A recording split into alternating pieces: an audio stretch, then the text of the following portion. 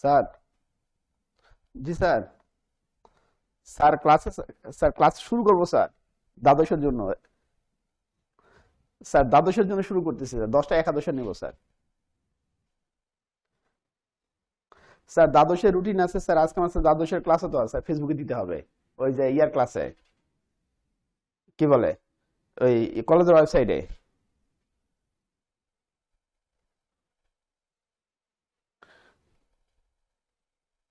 Sir লাইভে দিতেছি, দুটো লাইভে দিব স্যার।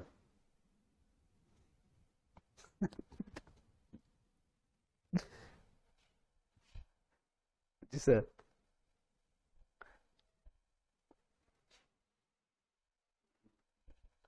সুরাইয়া ম্যাডামের নাম্বার তো স্যার আমার কাছে দেখতে হবে একটু। স্যার না হলে আমি ম্যানেজ করতে পারবো, সমস্যা নাই। ও আচ্ছা আচ্ছা। স্যার আমি কি এখনই ফোন দিব?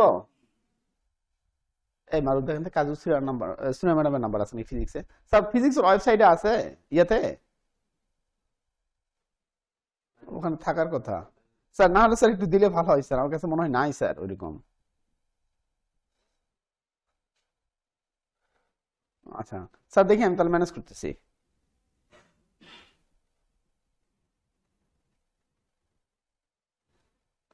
কাজী ম্যাডামের নাম্বার আছে, এটা পরে ম্যাডামের নাম্বার আছে। আচ্ছা ক্লাস নেই তো, পরে ফোন দেওয়া যাবে। ক্লাসটা ফোন দেবে বন্ধ, না লাগে না। এটা তো আগেরটা চলে আসতেছে।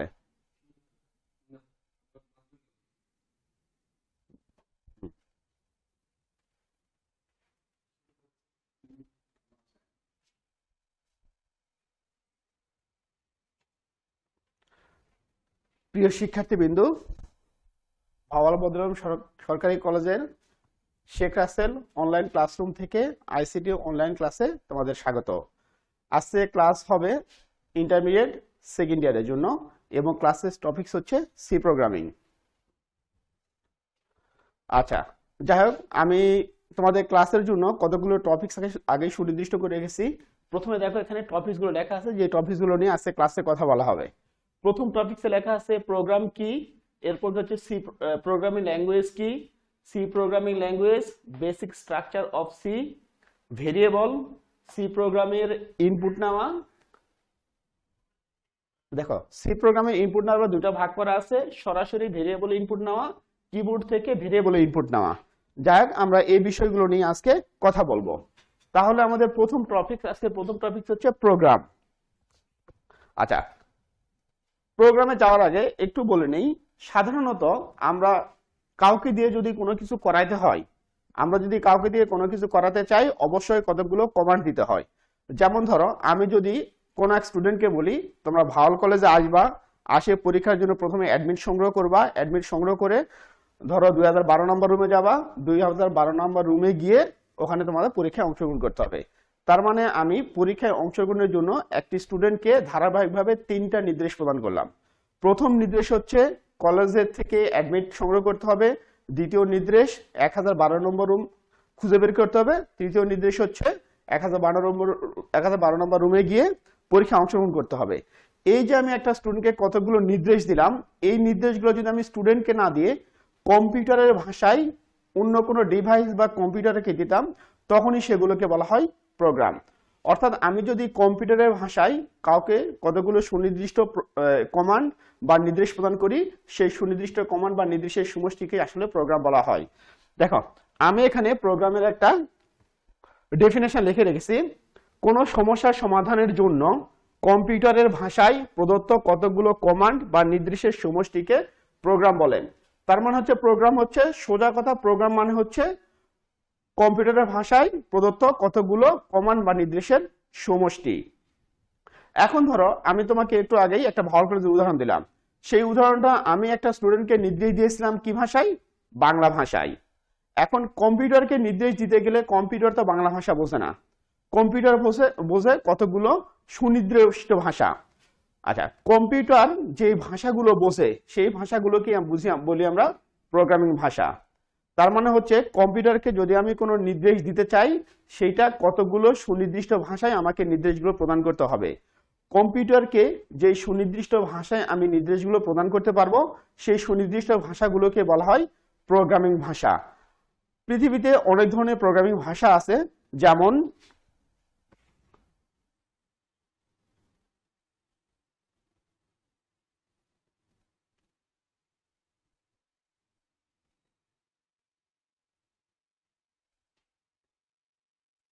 C plus plus programming language,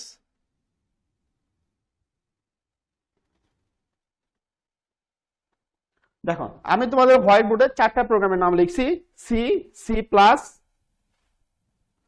C, C plus plus, C sharp, Java. এখানে 4টা নাম লেখা আছে। এরকম শত শত প্রোগ্রামিং ল্যাঙ্গুয়েজ পৃথিবীতে আছে। যাই হোক, এই শত শত প্রোগ্রামিং ল্যাঙ্গুয়েজ তোমাদের সিলেবাসের অন্তর্ভুক্ত না, তোমাদের সিলেবাসের অন্তর্ভুক্ত হচ্ছে অনলি সি। তাহলে আমি আবার একটু রিপিট করি, প্রোগ্রাম হচ্ছে কম্পিউটারকে কম্পিউটারের ভাষায় কতগুলো নির্দেশ প্রদান করা হলে সেই নির্দেশের সমষ্টিকেই প্রোগ্রাম বলা হয়। এই প্রোগ্রামগুলো প্রদান করতে হয় কম্পিউটারকে কতগুলো সুনির্দিষ্ট ভাষায়। যে সকল সুনির্দিষ্ট ভাষায় কম্পিউটারকে নির্দেশ প্রদান করা হয় সেই সুনির্দিষ্ট ভাষাগুলোকে বলা হয় প্রোগ্রামিং ল্যাঙ্গুয়েজ। পৃথিবীতে বিভিন্ন ধরনের প্রোগ্রামিং ল্যাঙ্গুয়েজ রয়েছে, তার মধ্যে একটা হচ্ছে C, C plus plus, C sharp, Java. আমরা সি প্রোগ্রাম নিয়ে এই অধ্যায়ে বা এইচএসসি সিলেবাসে আলোচনা করব।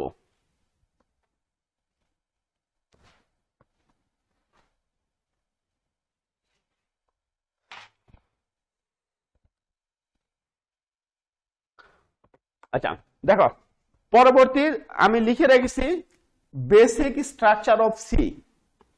দেখো আমি এখন হোয়াইট বোর্ডে সি প্রোগ্রামের বেসিক স্ট্রাকচারটা লিখতেছি।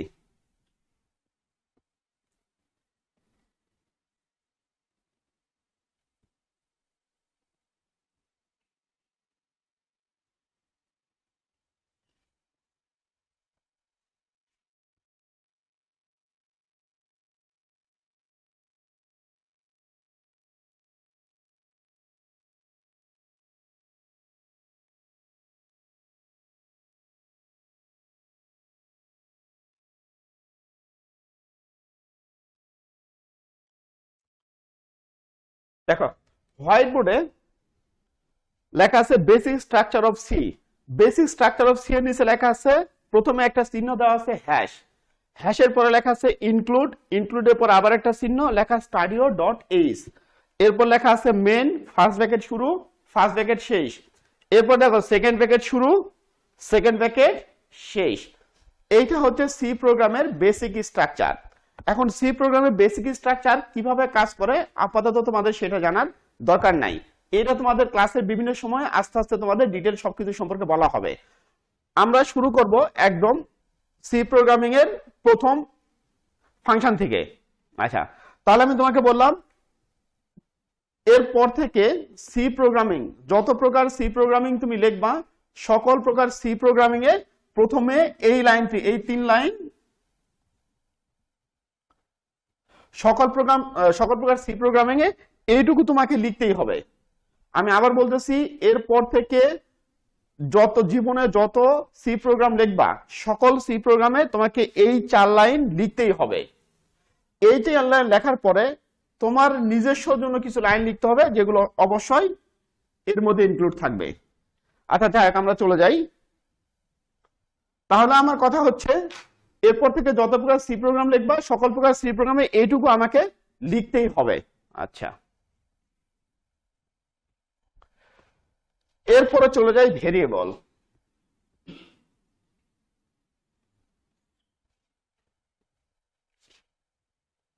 আচ্ছা ভেরিয়েবলের ধারণা আমরা যখন ক্লাস 9-10 পড়েছি তখন আমরা বিভিন্ন ধরনের চলক ব্যবহার করেছি। চলকের ইংলিশই হচ্ছে ভেরিয়েবল। দ্যাট মিনস আমি একটা উদাহরণ দেই, আমরা 9-10 অনেক ম্যাথ করেছি সুদ আসলের। এরকম ম্যাথ ছিল আমাদের, বার্ষিক শতকরা সুদের হার 5% হলে 5 বছর শেষে 5,000 টাকায় কত টাকা সুদ আসবে। এই টাইপের অঙ্ক আমরা অনেক করেছি। সেখানে আমরা কি ইউজ করেছি, I is equal to P N R, এরকম একটা সূত্র ব্যবহার করেছি না। এই সূত্রের আই একটা ভেরিয়েবল যেটার কাজ হচ্ছে সুদ সুদ প্রকাশ করা, পি একটা ভেরিয়েবল যেটা কাজ হচ্ছে আসল প্রকাশ করা, এন একটা ভেরিয়েবল যেটা কাজ হচ্ছে সময় প্রকাশ করা, আর একটা ভেরিয়েবল যেটা কাজ হচ্ছে সুদের হার প্রকাশ করা। অর্থাৎ আমার যে কোনো ম্যাথের ক্ষেত্রে সুদের হার যাই হোক আমরা সেটা কার ভিতর রাখবো, আর এর ভিতর। সুদের হার যদি আমি বলি 5%, সেক্ষেত্রে আর এর মান হচ্ছে 5। যদি বলি সুদের হার 10%, সেক্ষেত্রে আর এর মান 10। এভাবে আমার সুদের হার যত হবে আর এর মান ততই হবে। আচ্ছা, অনুরূপভাবে সি প্রোগ্রামেও বিভিন্ন ধরনের তথ্য ধারণ করার জন্য ভেরিয়েবল ব্যবহার করা হয়। তাহলে সি প্রোগ্রামিং এ ভেরিয়েবলের উদ্দেশ্য কি? বিভিন্ন ধরনের তথ্য ধারণ করা।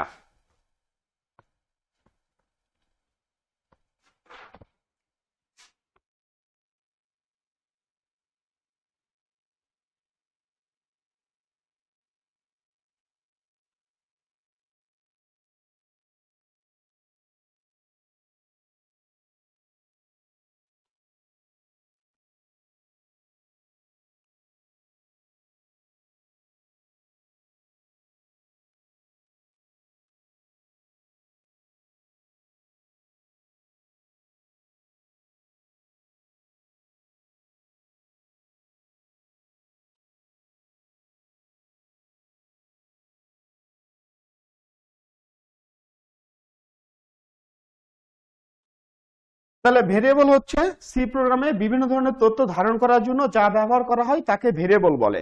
আমরা সি প্রোগ্রামে সাধারণত দুই ধরনের ভেরিয়েবল ব্যবহার করব।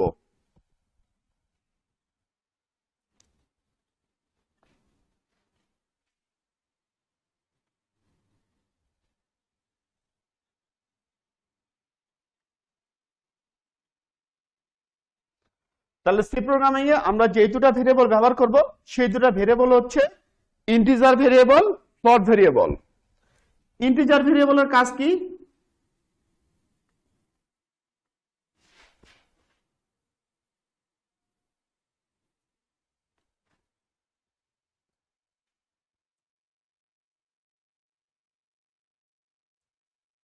আচ্ছা, সি প্রোগ্রামে তাহলে আমরা দুইটা ভেরিয়েবল ব্যবহার করব। প্রথম ভেরিয়েবল হচ্ছে ইন্টিজার ভেরিয়েবল। ইন্টিজার ভেরিয়েবলের কাজ কি? পূর্ণমান ধারণ করা। এরপর কি লিখছি? Float variable. ফ্লোট ভেরিয়েবলের কাজ কি? দশমিক মান ধারণ করা। দ্যাট মিন্স আমি একটু আগে যে সুদের হারের কথা বললাম,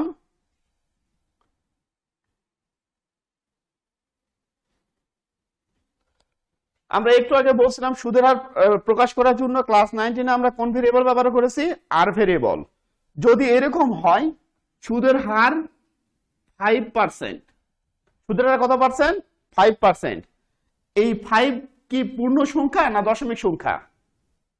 5 হচ্ছে পূর্ণ সংখ্যা।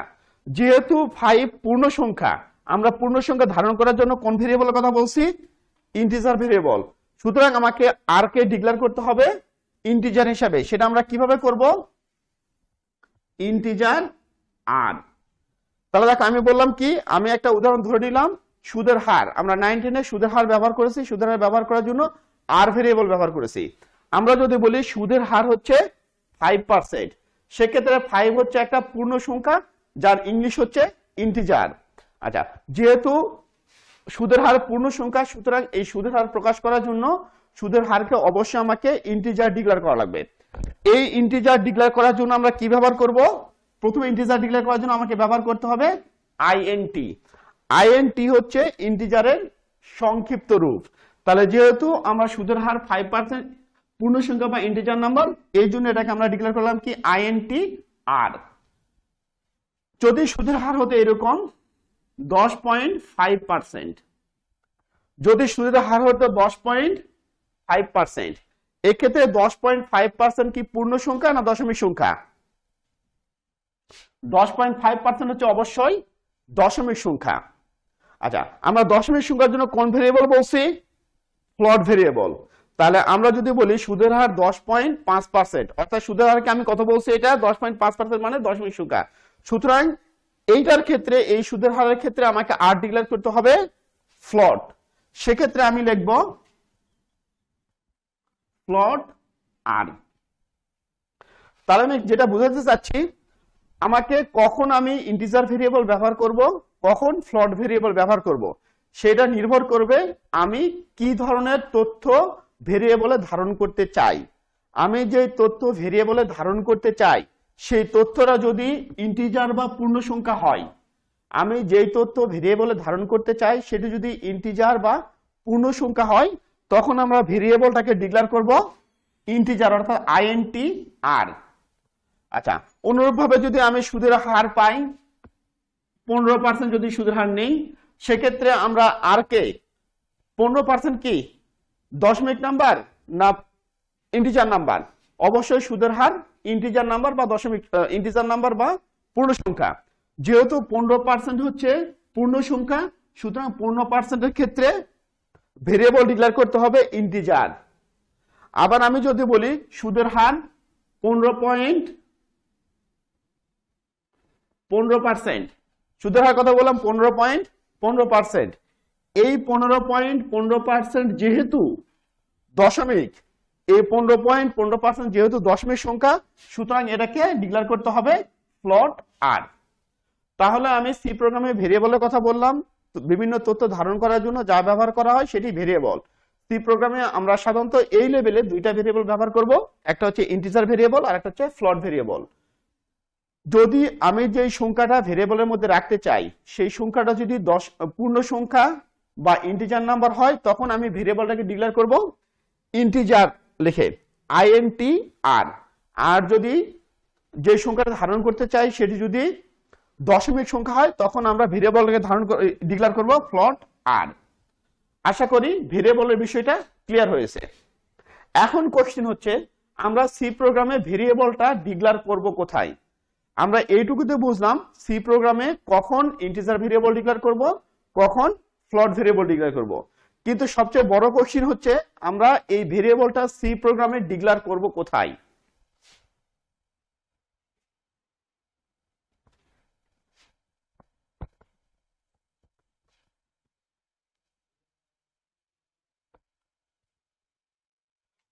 সি প্রোগ্রামে আমরা ইচ্ছা মতো যেখানে সেখানে ভেরিয়েবল ডিক্লেয়ার করতে পারবো না। সি প্রোগ্রামে ভেরিয়েবল ডিক্লেয়ার করার জন্য সুনির্দিষ্ট একটি ক্ষেত্র আছে, সেই সুনির্দিষ্ট ক্ষেত্রে আমাকে ভেরিয়েবল গুলো ডিক্লেয়ার করতে হবে। আমি এখন দেখব সেই সুনির্দিষ্ট ক্ষেত্রটি কোথায়।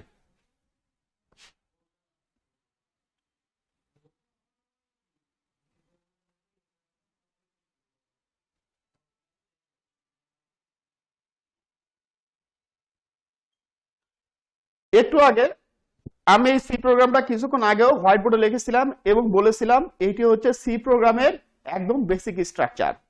এই বেসিক স্ট্রাকচার আমরা দুনিয়ায় তোমরা যতবার লাইফে যত প্রকার সি প্রোগ্রাম লিখবা সকল প্রকার সি প্রোগ্রামে এই বেসিক স্ট্রাকচারটা লিখতেই হবে। আচ্ছা, তার মানে সি প্রোগ্রাম যদি তোমাদের পরীক্ষায় লিখতে বলে তোমাদের প্রথম কাজ হচ্ছে এইটুকু লিখে ফেলা। আচ্ছা, এরপর আসি আমাদের আলোচনার বিষয়বস্তু কি? আলোচনার বিষয়বস্তু হচ্ছে আমরা ভেরিয়েবল ডিক্লেয়ার করব কোথায়। দেখো এই যে মেনের পরে একটা সেকেন্ড ব্র্যাকেট আছে, মেন লেখা, মেন ফার্স্ট ব্র্যাকেট শুরু ফার্স্ট ব্র্যাকেট শেষ, এরপর কি আছে সেকেন্ড ব্র্যাকেট শুরু। সি প্রোগ্রামের সকল ভেরিয়েবল অবশ্যই সেকেন্ড ব্র্যাকেট শুরুর পরেই সাথে সাথে লিখতে হবে। অর্থাৎ সি প্রোগ্রামে সেকেন্ড ব্র্যাকেটের পরে অবশ্যই ভেরিয়েবলই ডিক্লেয়ার করতে হবে। এখানে সি প্রোগ্রামে সেকেন্ড ব্র্যাকেটের পরে ভেরিয়েবল ডিক্লেয়ার ব্যতীত অন্য কোনো কিছু করতে পারবো না। আচ্ছা, তাহলে আমি সেই আগের উদাহরণে চলে যাই। সুদের হার ধরে নিলাম 5% দেওয়া আছে, সুদের হার কত দেওয়া আছে 5%। এখন আমি এটার জন্য যদি ভেরিয়েবল ডিক্লেয়ার করতে চাই আমাকে প্রথমে চিন্তা করতে হবে সুদের হার 5% কি পূর্ণ সংখ্যা না দশমিক সংখ্যা? এখানে 5 অবশ্যই পূর্ণ সংখ্যা বা ইন্টিজার নাম্বার, সুতরাং আমাকে ভেরিয়েবলটি ডিক্লেয়ার করতে হবে অবশ্যই ইন্টিজার। ইন্টিজার ভেরিয়েবল ডিক্লেয়ার করার জন্য আমাকে কি লিখতে হবে আইএনটি। আইএনটি হচ্ছে ইন্টিজারের সংক্ষিপ্ত রূপ। আচ্ছা, এখন ইন্টিজার লেখার পরে আমি এই সুদের হারের জন্য কি ভেরিয়েবল ব্যবহার করি আর, আমি লিখলাম ইন্টিজার আর। ঠিক আছে? আচ্ছা, যদি এবার সুদের হার হতে এরকম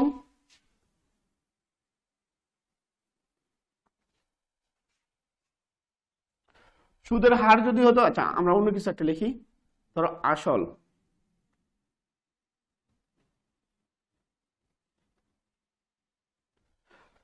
এখানে আসল কত লেখা আছে? আসল লেখা আছে 5000.50, 5000.50। তাহলে আসলের মান কি দশমিক সংখ্যা নাকি পূর্ণ সংখ্যা?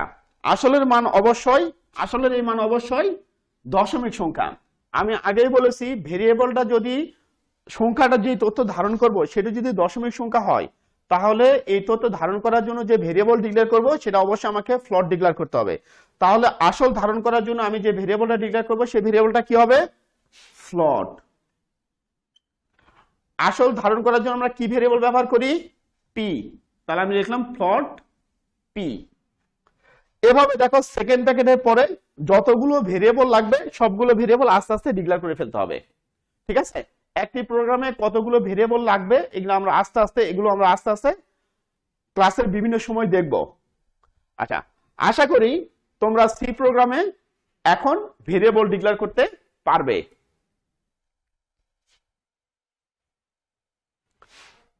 আচ্ছা, এবার চলে আসি সি প্রোগ্রামিং এ ইনপুট নেওয়া।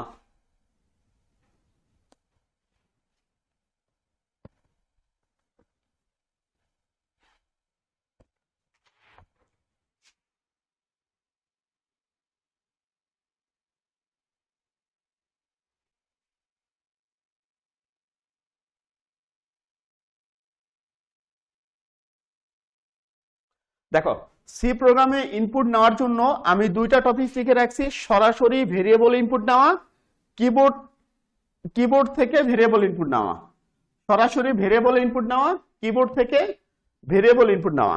আমরা প্রথমে সরাসরি ভেরিয়েবল ইনপুট নেওয়াটা দেখব। এই সরাসরি ভেরিয়েবল ইনপুট নেওয়ার জন্য আমাকে আবার চলে যেতে হবে সি প্রোগ্রামের সেই বেসিক স্ট্রাকচারে। সি প্রোগ্রামের বেসিক স্ট্রাকচার কি ছিল? ইনক্লুড স্টাডিও এইস,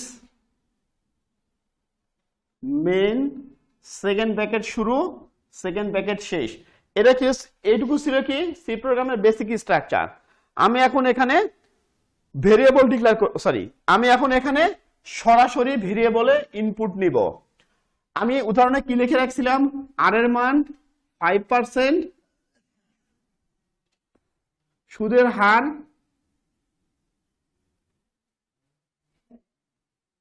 5%, আসল 5000.50 টাকা। তাহলে এই ভেরিয়েবল ধারণ করে আমরা কি করতে চাই? তাহলে প্রথমে সুদের হারের জন্য, সুদের হার কত দেওয়া আছে? 5%। দশমিক সংখ্যা নাকি পূর্ণ সংখ্যা? 5 অবশ্যই পূর্ণ সংখ্যা। সেক্ষেত্রে আমাকে লিখতে হবে প্রথমে ইন্টিজার। ইন্টিজার লেখার পরে আমি সুদের হারের জন্য কোন ভেরিয়েবল ব্যবহার করি? আর ভেরিয়েবল। এটুকু আমরা একটু আগে করছিলাম। এখন আমরা কি করব? আর এর মান কত দেওয়া আছে এখানে? সুদের হার কত? 5%। আমরা তাহলে আর সমান দিয়ে লিখব 5। তাহলে দেখো, সুদের হার 5%। আমি সি প্রোগ্রামে লেখার জন্য কি লিখলাম? 5 যেহেতু পূর্ণ সংখ্যা এই জন্য প্রথমে ইন্টিজার লিখলাম। এরপর 5 রাখতে চাই কার মধ্যে? আর ভেরিয়েবলের মধ্যে। আর ভেরিয়েবল লিখলাম। আর ভেরিয়েবল লিখে সমান দিয়ে লিখলাম সুদের হার কত? 5% দেওয়া আছে এই জন্য আর ইকুয়াল টু লিখলাম 5%। দেখো, সুদের হারের পরে এখানে একটা চিহ্ন দেওয়া আছে সেমিকোলন। সুদের হারের পরে এখানে একটা চিহ্ন দেওয়া আছে সেমিকোলন। সি প্রোগ্রামে সেমিকোলন বলতে বোঝায় ওই লাইনের শেষ। সি প্রোগ্রামে সেমিকোলনের অর্থ হচ্ছে লাইনের শেষ। অর্থাৎ সি প্রোগ্রামে প্রত্যেকটা লাইন শেষে অবশ্যই সেমিকোলন দিতেই হবে। আচ্ছা, তাহলে আমার এটার কাজ শেষ, সেমিকোলন দিলাম। এবার চলে আসলাম কোথায়? আসল। আসলের মান কি? 5000.50। মানটি অবশ্যই দশমিক। আমরা কি বলছি? দশমিক সংখ্যা ইনপুট নেওয়ার জন্য আমাকে অবশ্যই কি ভেরিয়েবল ব্যবহার করতে হবে? ফ্লোট। তাহলে আমরা প্রথমে কি লিখব? কি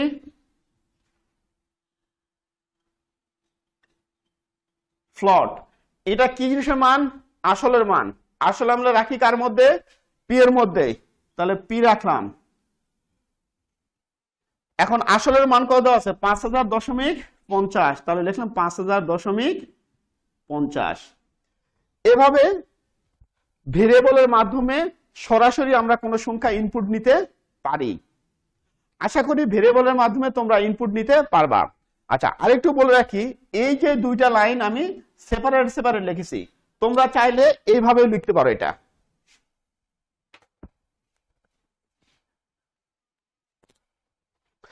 আমি এখানে integer r is equal to 5 দিয়ে সেমিকোলন দিয়েছি, পরে float p is equal to 5050 দিয়ে সেমিকোলন দিয়েছি, অর্থাৎ দুইটা ভিন্ন ভিন্ন লাইনে লেখা আছে।